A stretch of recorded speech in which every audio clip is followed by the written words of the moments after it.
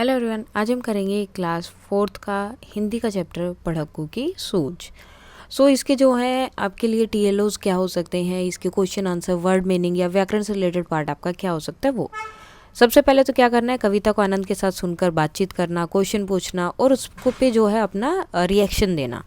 कविता को कहानी के रूप में बता पाना, कविता को सुनकर उसमें प्रयुक्त शब्दावली के अर्थ यानी कि जो भी शब्द आए हैं, न्यू वर्ड्स आपके लिए थे, उनको समझना, नए शब्दों को पढ़कर उनका प्रयोग करना, कविता को पढ़कर उससे जो क्वेश्चन पूछे जाएं वो देखना, शब्दावली यानी कि जो शब्द अर्थ हैं वो सब, मेहनत के मुहावरे का अर्थ बताना, कविता की कहानी को कविता को कहानी के रूप में लिखना और लोग क्या क्या गढ़ते हैं ये लिखने में सक्षम।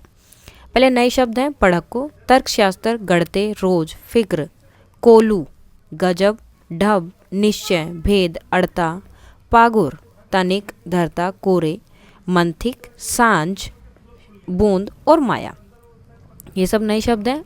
अब शब्दार्थ और वाक्य में प्रयोग। पढ़क्कू का मतलब सदा पढ़ने वाला मेरा दोस्त पढ़क्कू है। गढ़ना, गढ़ना मीन्स बनाना। सुनार का काम सोने के आभूषण गढ़ना है यानी कि बनाना है। ढब, ढब मीन्स तरीका। मुझे सांप पकड़ने का एक ढब मालूम है। यहाँ पर अर्थ भी है और साथ में उसका सेंटेंस में यूज भी है कि वाक्य में कैसे प्रयोग कर सकते हैं। भेद, राज, विभीषण रावण का भेद जानता था। यहाँ पर रावण लिखा है, रावण आएगा।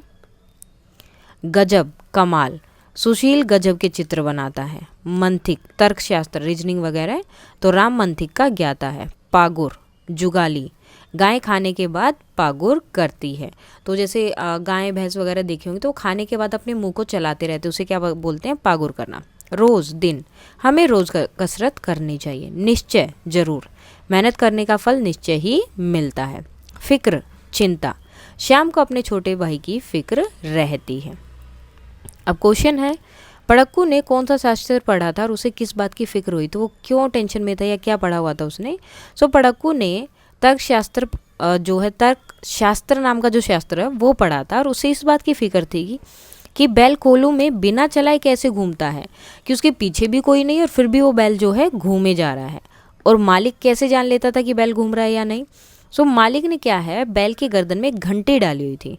बैल के घूमने पर वो घंटी बजती और घंटी की ना आवाज़ आने पर मालिक को पता चल जाता कि बैल नहीं घूम रहा है। मालिक पढ़क्कू की बात पर क्यों हंसा?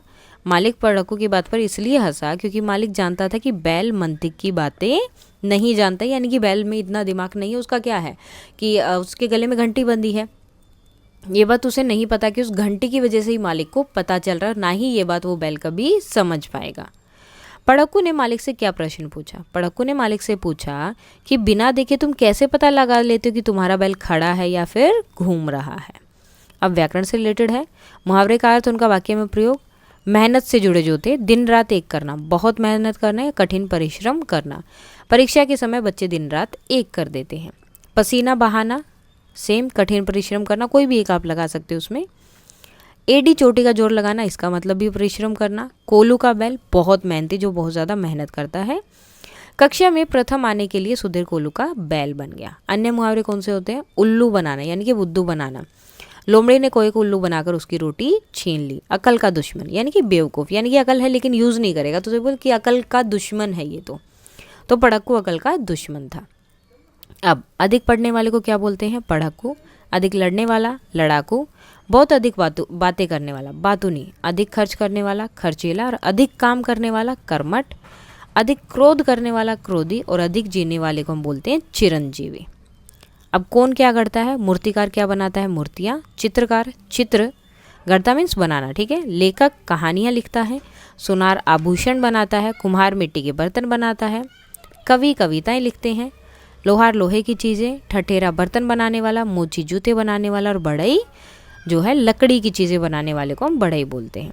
अब इसमें एक सृजनात्मक लेख भी है कि पढ़क्कू की सूझ कविता को कहानी के रूप में आपको लिखना है कि क्या था इस कविता में पूरा। किसी गांव में एक पढ़क्कू रहता था। पढ़क्कू तर्कशास्त्र पढ़ता था और हमेशा नई नई बातें करता था। एक दिन उसने कोलू चलाते हुए बैल को देखा और सोचा कि बिना मालिक के ये बैल कैसे घूमता है। और यही बात जानने के लिए किसके पास गया? मालिक के पास, कि तुम यह भेद कैसे जान लेते हो कि बैल घूम रहा है या खड़ा है। तो मालिक बोला कि वो जो बैल है उसकी गर्दन में एक घंटी बांधी हुई है, और जैसे ही उसकी आवाज़ आती है तो पता चलता है कि बैल चल रहा है, जैसे ही उसकी आवाज़ नहीं आती तो पता चल जाता है कि बैल रुक गया है।